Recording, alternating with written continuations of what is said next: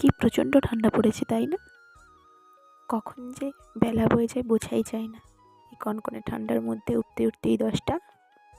নমস্কার, কেমন আছেন সবাই? নতুন একটা ভিডিওতে আপনাদের সবাইকে স্বাগত। আমাদের তলার মধ্যে যে পেপারগুলো টাঙানো হয়েছিল ওইগুলো মোটামুটি তুলে নেওয়া হয়েছে। এবছর তলার অবস্থা খুবই খারাপ, ঠান্ডায় প্রায় সব তলা মরে যাচ্ছে গাছগুলো। তো ওইগুলোকে তো সার ওষুধ ট্রিটমেন্ট করতে হবে, সেই জন্য পেপারগুলো তুলে নেওয়া হয়েছে। ওইগুলোকেই মা, যেহেতু কাদো ছিল সেই জন্য ভালোভাবে ধুয়ে রোদে শুকাতে দিয়েছিলেন। ওইগুলোই আজকে আমরা 3 জনে মিলে গোছাচ্ছি। তো এটা একটু ভেজা থেকে গেছিলো, যেটা আবারও রোদে দিয়ে দিলাম।